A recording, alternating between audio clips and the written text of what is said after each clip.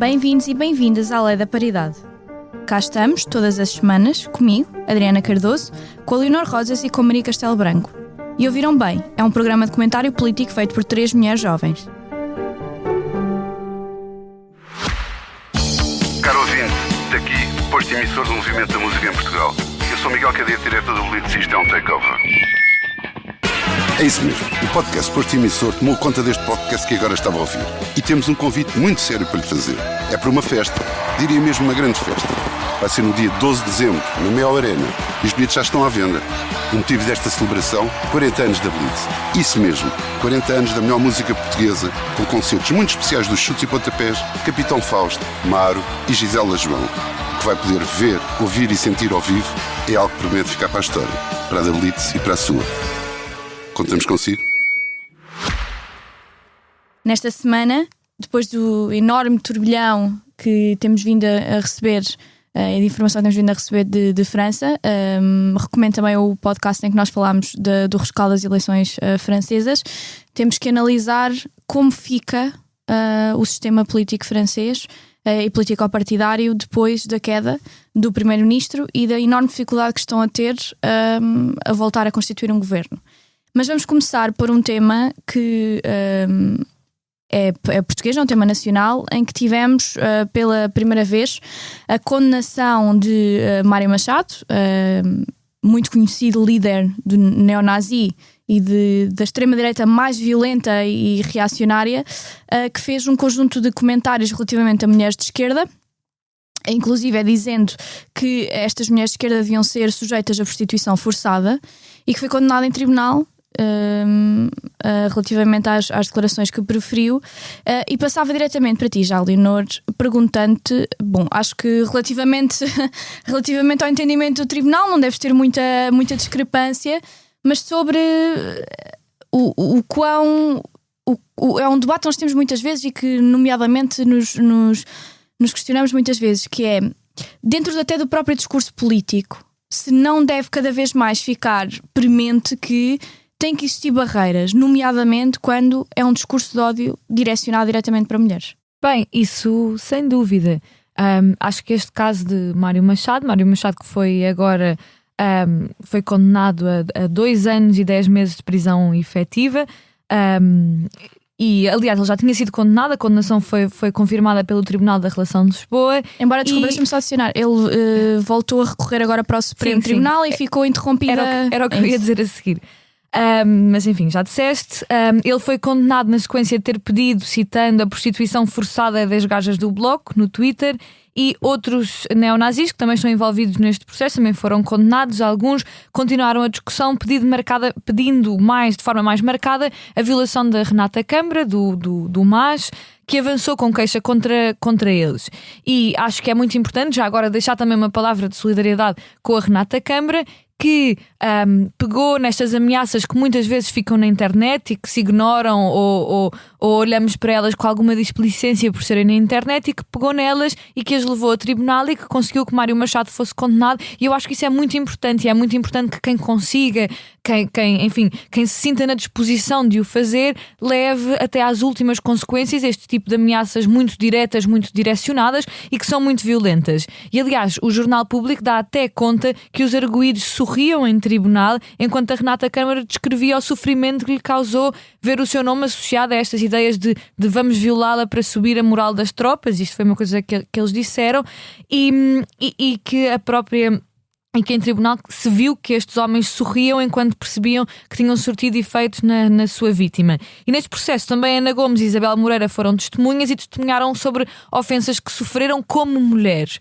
E antes de passar, porque acho que nós falamos muito sobre este assunto, é um tema que nós trazemos aqui bastante, mas acho que é importante discutir-se como muitas vezes a arma de combate político contra as adversárias mulheres no campo político utilizada pela extrema-direita é a violação, a violência sexual, o ataque ao corpo, esta ideia de que uma mulher com opiniões políticas contrárias àquelas da extrema-direita, às dos ultraconservadores, é uma ameaça e precisa não só de ser silenciada na sua voz, mas como ser controlada no seu corpo, na disposição que faz do seu corpo, da sua liberdade sexual e pessoal, e isso passa em grande medida pela arma da violação, que é muitas vezes utilizada contra este tipo de mulheres com destaque público, como é o caso de Renata Câmara, mas também de Ana Gomes, Isabel Moreira, etc. Nós sabemos que a extrema-direita usa muito este tipo de retórica.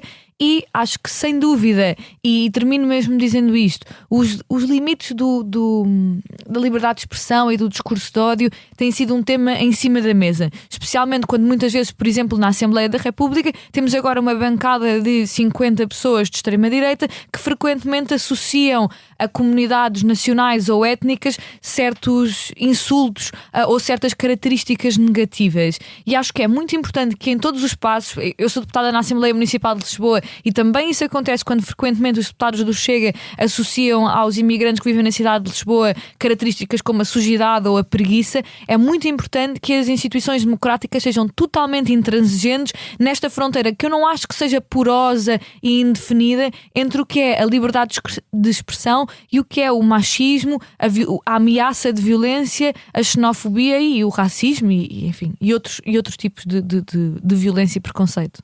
Bom, Maria, perguntava-te a ti mais diretamente. A Leonor já fez um bom rendezvous do que se passou relativamente ao caso em tribunal e, inclusive, algo que me chocou bastante também, que a Leonor referiu, que foi a própria reação dos acusados no tribunal quando as mulheres estavam a testemunhar relativamente ao impacto que estas mensagens têm relativamente às mesmas. Eu perguntava-te, e porque, não sei, poderás dizer se ainda te consideras liberal, mas se existe, deve ou não deve existir cada vez mais definido no discurso político e nomeadamente porque nós vemos, por exemplo, na Assembleia da República, a maneira como deputados do Chega se direcionam para mulheres, nomeadamente fora do plenário. Se este tipo de casos e a maneira como foi tratado este caso no tribunal não devia servir para uma separação clara daquilo que é aceitável no discurso político e aquilo que não é aceitável no discurso político. Com certeza, mas isso é do liberalismo. Eu considero-me liberal e continuo, claro. Era só para confirmar. Claro, apesar de, pronto, é outras questões, mas isso depois podemos falar. Mas sim, claro que me considero liberal.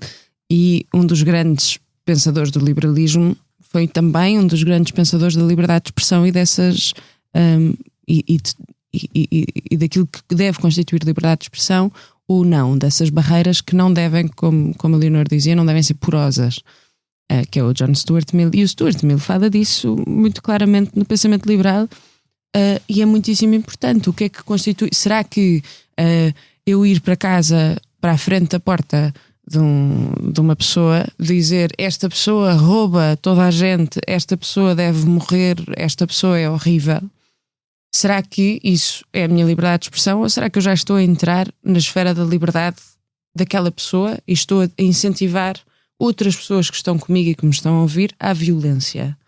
É um problema ainda maior. O Stuart Mill diz que isto não encaixa na liberdade de expressão e que isto não é liberdade de expressão e que deve ser retirado desta esfera de liberdade de expressão e deve ser crime, porque estás a incentivar a violência. Isto de forma muito, muito simplista.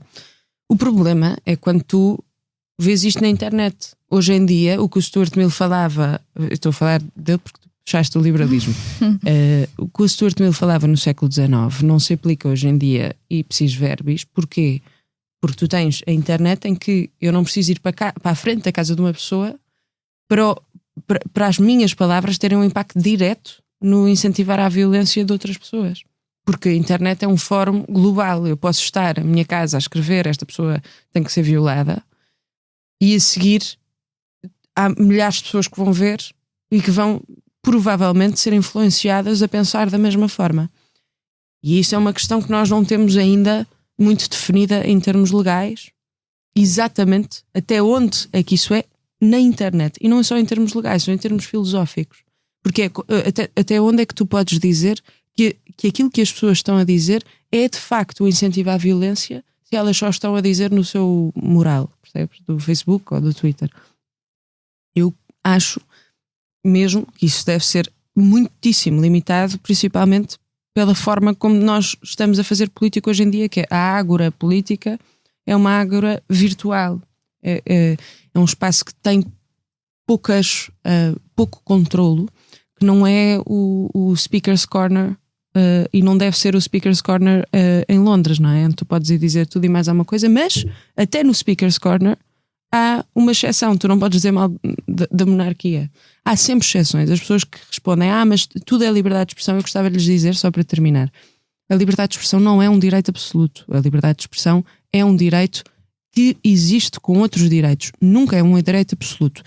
Como a maior parte dos nossos direitos são todos direitos relativos. Porquê? Porque nós existimos em sociedade, porque fizemos um contrato social. Nós dizemos, nós aceitamos certas regras, implícitas ou explícitas, e estas regras têm que se aplicar a todos. A liberdade de expressão não é absoluta, porque as regras que nós decidimos em contrato social é que tu não podes dizer que me vais violar e incentivar pessoas a violarem-me. Não podes. É um crime. Porque vai contra a minha liberdade. Portanto, isto é importante para as pessoas, mesmo liberais que nos ouçam, perceberem que o liberalismo não é a anarquia. Nunca significa isso, não deve significar isso. Não estamos nunca em anarquia e é preciso termos leis próprias para o mundo digital que vivemos, porque nós próprias somos vítimas disso, e não só nós. Cada vez que tens exposição pública tens mais, não é? Quantas mulheres não são vítimas dick pics unsolicited, dick pics, ameaças de violação quando decidem acabar com um caso qualquer que estavam a ter com um homem, porque o homem se chateia e ameaças de violação. Quantas nós já sabemos dessas histórias? Ou quantas nós já vivemos, as pessoas que estão a ouvir? Isto acontece frequentemente, acontece mais a quem está exposta no espaço público, claro, porque tem mais exposição. Bom, eu sobre isto gostava de dizer duas coisas. Não vou repetir o que vocês disseram, porque acho que relativamente ao caso em específico das ameaças vocês já se alongaram bastante, mas para mim, e não é, eu já vou à questão da internet, mas há um ponto para mim que é fulcral. Estas pessoas sentem-se capazes e sentem-se fortificadas a fazer este tipo de comentários especificamente e precisamente por causa da representação da extrema-direita no Parlamento. E eu acho que isto é o ponto fulcral.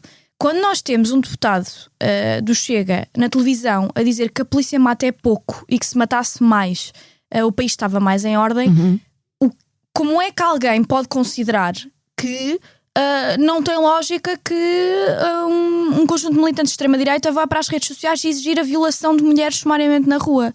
Quando temos deputados do Chega que, quando uma deputada da Iniciativa Liberal faz uma intervenção sobre imigração no Parlamento, se um dos deputados do Chega se direciona para ela dizendo que ela é uma vergonha para mulheres em política, quando não tinha nada a ver sobre imigração.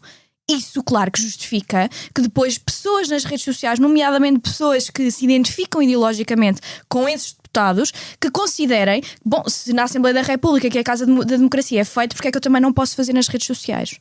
Quando nós sabemos que uma brilhante ex-deputada do Partido Socialista, racializada, no caso de Romualda Fernandes, explicita e deixa claro que, estando acompanhada por outra deputada, passam deputados do Chega por ela na Assembleia da República, dirigem-se à outra deputada dizendo bom dia e a ela com boa noite ao meio-dia, então faz sentido e justifica que pessoas nas redes sociais depois tenham comentários racistas perante um conjunto de mulheres racializadas. E, por exemplo, Joacine passou muito isso quando foi deputada do LIVRE. Portanto, para mim fica evidente que a representação da extrema-direita na Assembleia da República permite que este tipo de comportamentos depois existam. Porque já existiam antes. Que já existiam, mas eu acho, é esse o ponto. Eu acho que existiam, mas existia quase uma vergonha alheia. Estas pessoas até podiam pensar.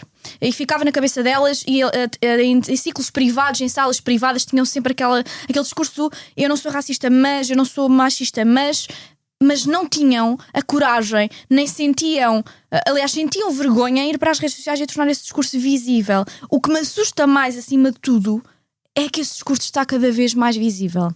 É que existe cada vez mais uma rede de homens que têm um ressentimento enorme perante mulheres que estão em política, especificamente mulheres, sejam de esquerda ou de direita, mas nomeadamente mais à esquerda, porque são muito mais focais no seu feminismo, que tenham uma plataforma feminista. Cada vez mais existe este reacionarismo e não existe outra altura em que isto tenha acontecido e que tenha ficado mais evidente desde que o Chega entrou na Assembleia da República. Queria fazer um comentário muito simples sobre a questão das redes sociais.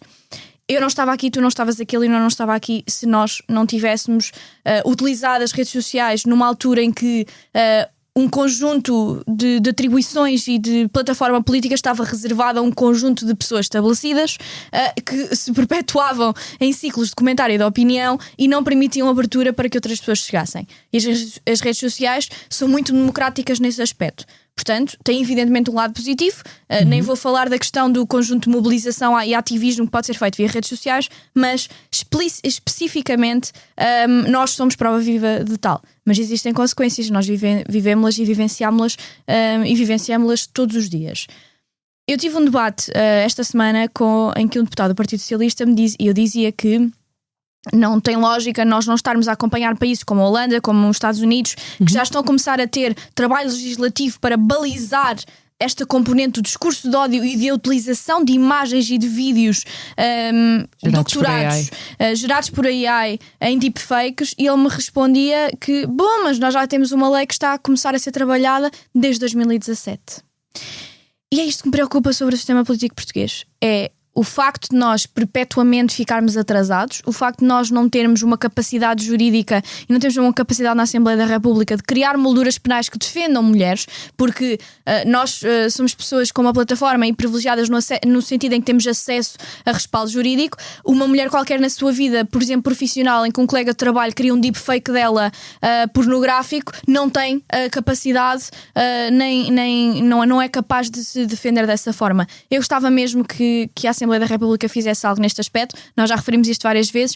Há 2 projetos de lei que estão na Comissão de Especialidade, estão na especialidade, desceram para a comissão, na primeira Comissão de Constitucional, Direitos, Liberdades e Garantias, e era importante que isto fosse trabalhado ainda nesta sessão legislativa.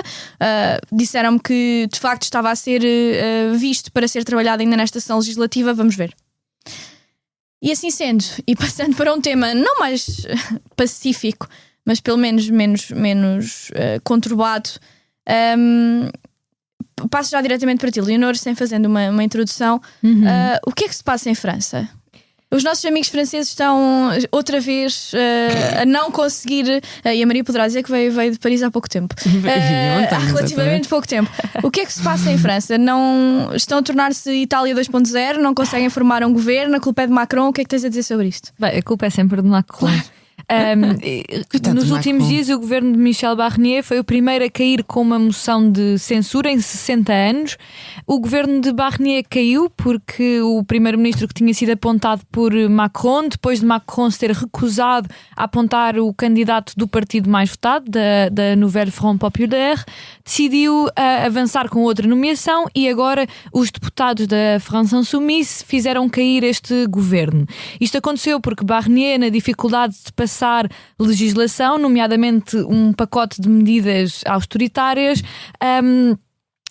apoiou-se numa medida que é o chamado 49.3, que é uma medida que permite, excepcional, que permite ao governo passar legislação sem o Parlamento.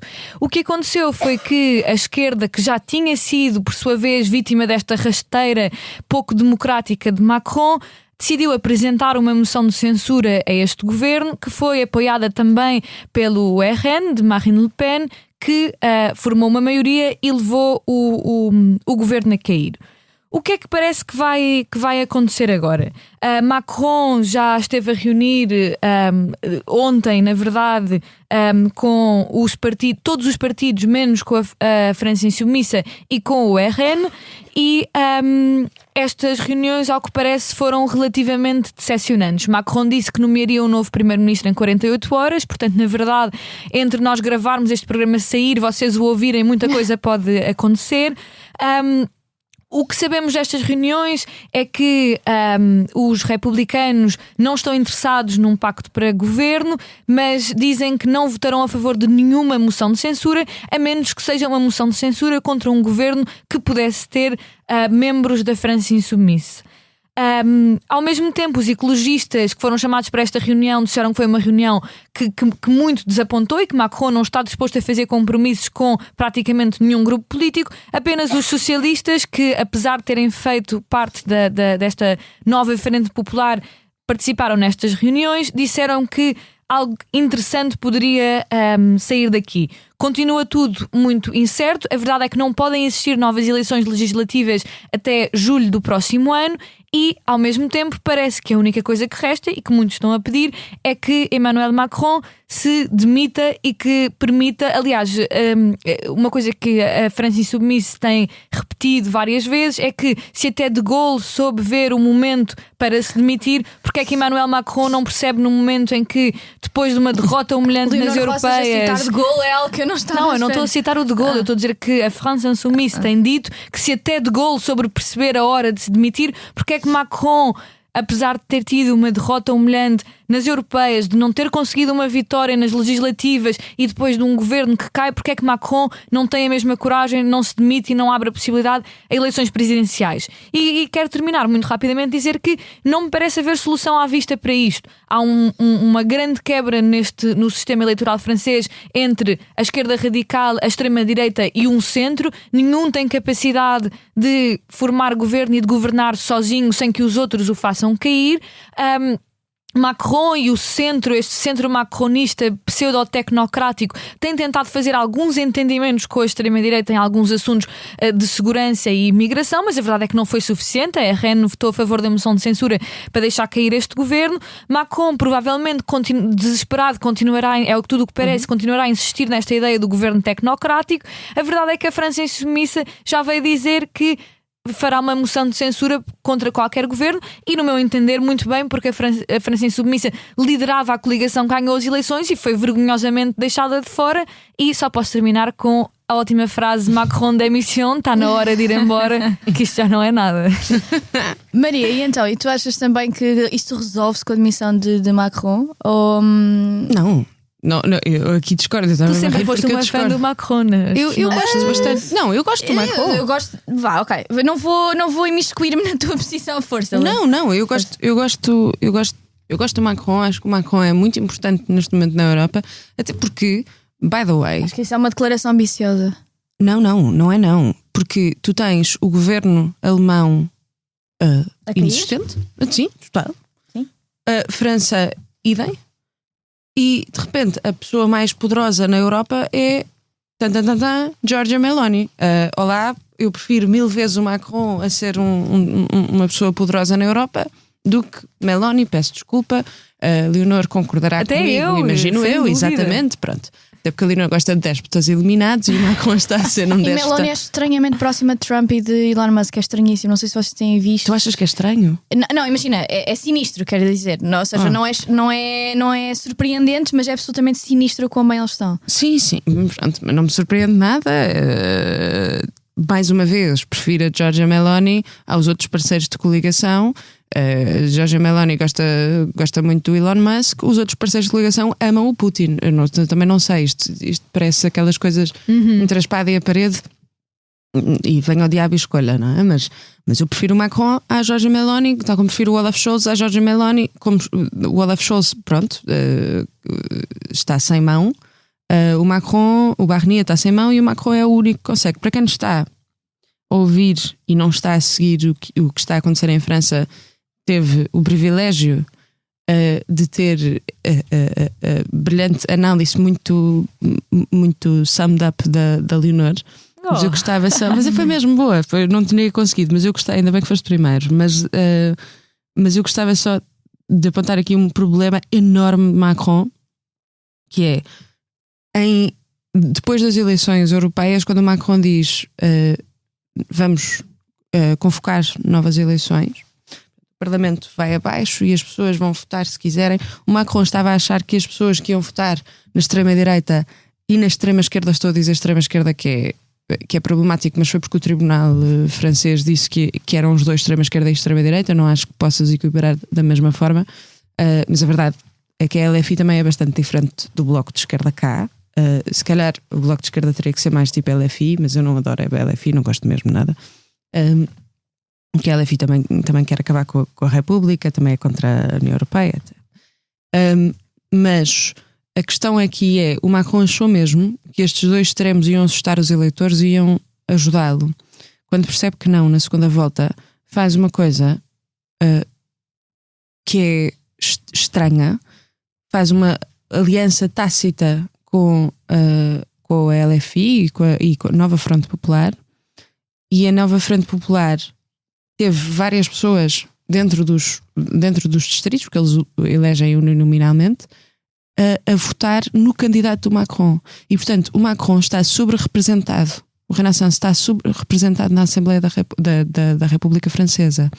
O que acontece a seguir é o Macron não pode fazer, por causa da forma como ele conseguiu os seus deputados e conseguiu eleger os seus deputados e conseguiu derrotar a extrema-direita, que é através de os seus deputados em vários círculos terem sido eleitos com votos que a Frente Popular disse que eram dos deputados do Macron e não dos deles, ou seja, eles não se abstiveram, não fizeram nada, e nomeadamente houve deputados a concorrer a deputados da Frente Popular que perderam para dar lugar aos deputados do Macron, porque os deputados do Macron tinham mais hipóteses nessa segunda volta. O Macron a seguir não pode dizer que não negocia com a LFI, com a França Insubmissa. Isso é um problema, e não é que eu não gosto que Macron negocie com a França Insubmissa, eu estou só a dizer de um ponto de vista político, estratégico do Macron. O Macron cometeu uma série de erros até agora. Primeiro, convocar as eleições como convocou, mas isso eu gostei desse move, não correu bem. Mas a seguir, quando se alia à Nova Frente Popular, a seguir não pode dizer que a Nova Frente Popular não pode estar no governo, porque o partido deles está sobre-representado por causa da Nova Frente Popular. Portanto, a Nova Frente Popular deveria ter mais deputados do que tem agora. O Macron não pode fazer uma coisa destas. Qual é o problema? Quando ele chama o Barnier para dar um pescar de olhos à extrema-direita. Porque o Barnier é dos republicanos mais moderados, é à direita dos republicanos, mas não é dos republicanos que partiram porque gostam da extrema-direita. O Barnier tem um problema enorme, que é o Barnier é odiado por tudo o que é à esquerda do Macron. Portanto, o Barnier cai, e agora quem é que o Macron vai pôr? Não pode pôr um republicano outra vez, os republicanos têm 5%. Não faz sentido pôr os republicanos. Quem é que ele vai pôr? Um dos socialistas? Mas é que os socialistas estás a tentar partir a Frente Popular, que eu acho que é o que vai acontecer. Estou a fazer futurologia, mas eu acho mesmo que é o que pode acontecer, é partir a Frente Popular nos socialistas. Mas é que o Partido Socialista tem todas as razões para aceitar para aceitar fazer um governo com o Macron, com a coligação do Macron e com os republicanos. E se isso acontecer, eu temo o pior para a França nos próximos anos.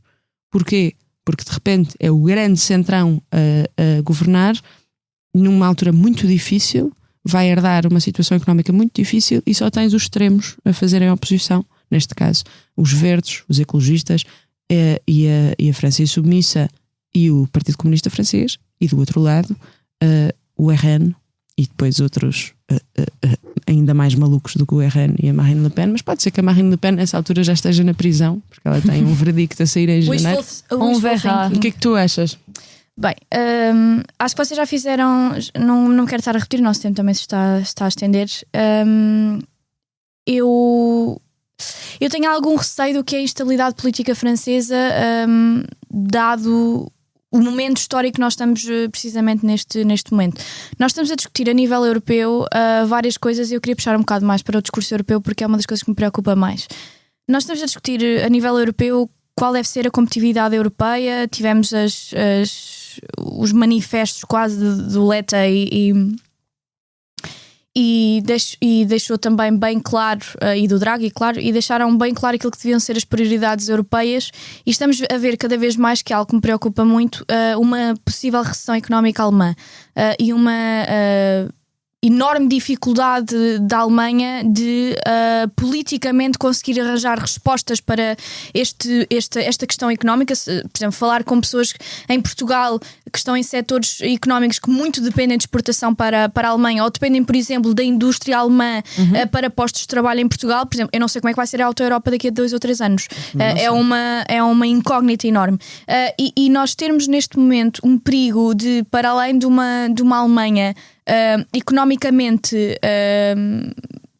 instável e politicamente refém, também com a questão da extrema-direita e do seu ressurgimento na Alemanha, uma França enfraquecida politicamente, com enorme contestação na rua, enormes contestações sociais, cada vez mais um rift entre a componente rural e a componente citadina, ou seja, a distância enorme que existe e a diferenciação de Estado Social, que é um dos problemas históricos franceses, que é de França, que é a desindustrialização das cinturas industriais e rurais à volta das grandes cidades, como das grandes cidades tipo Nice, tipo Paris, e um conjunto de outras regiões.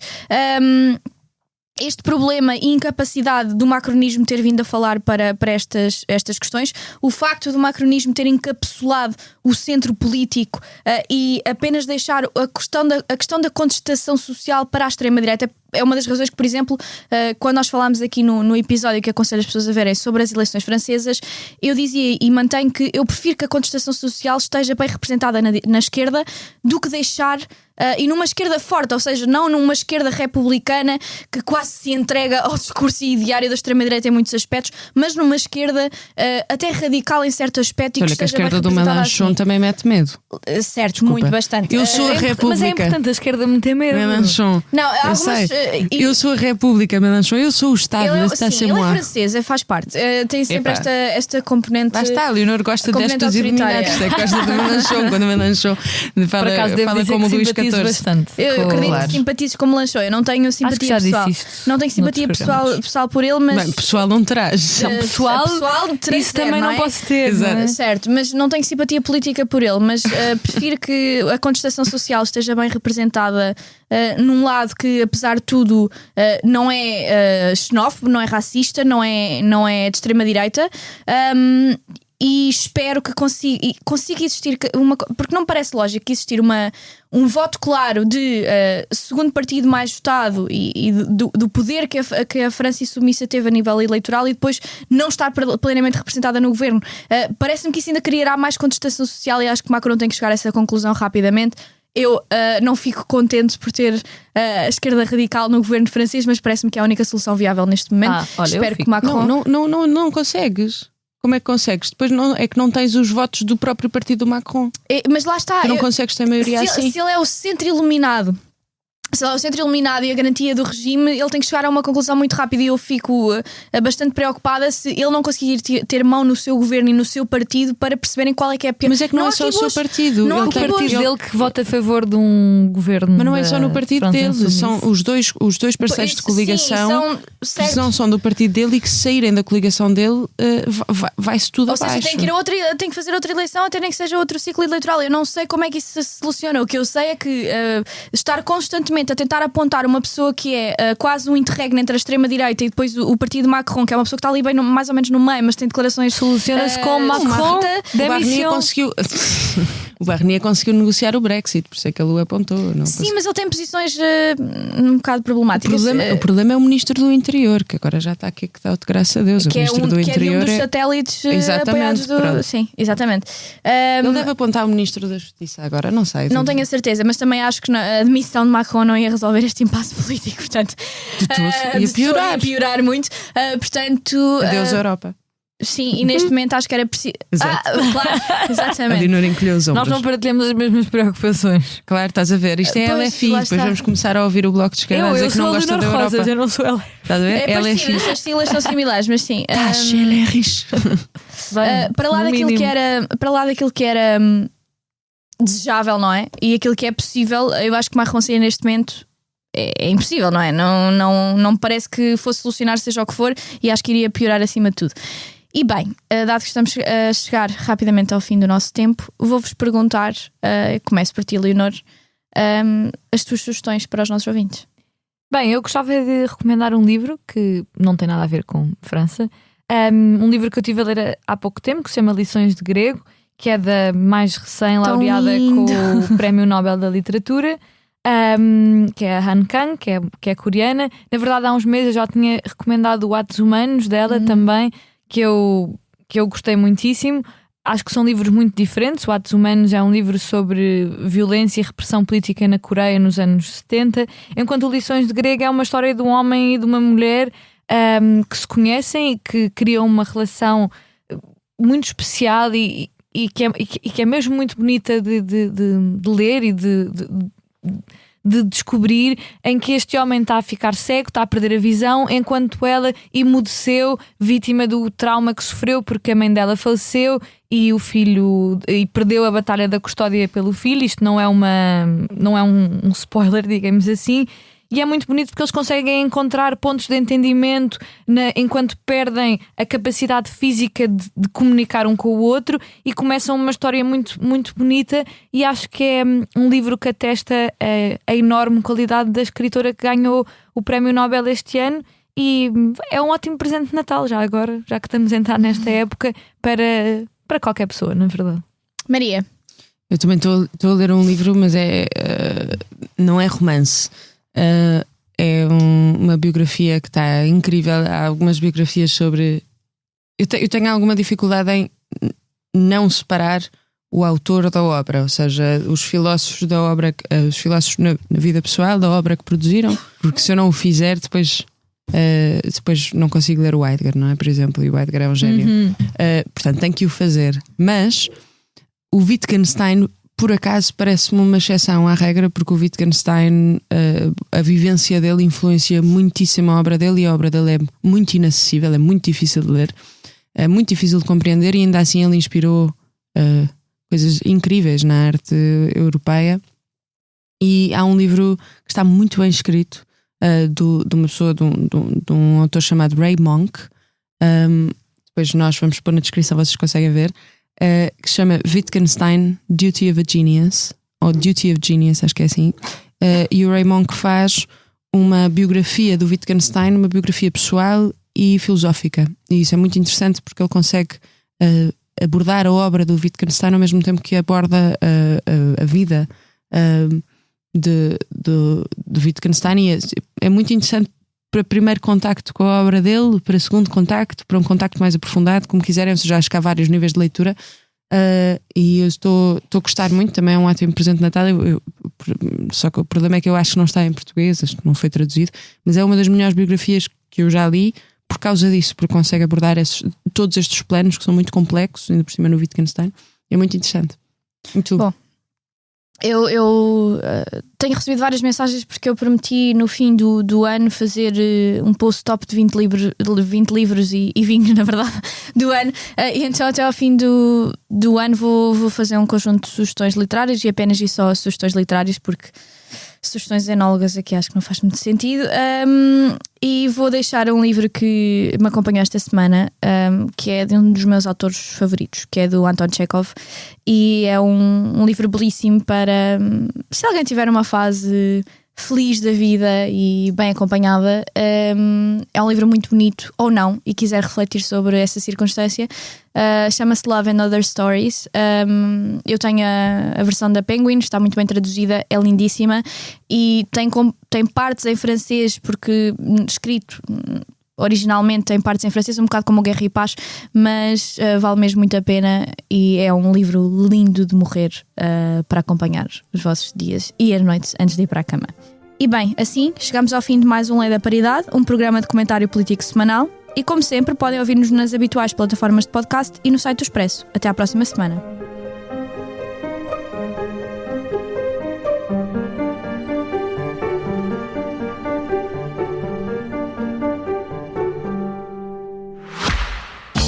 Caro ouvinte, daqui, posto emissor do Movimento da Música em Portugal.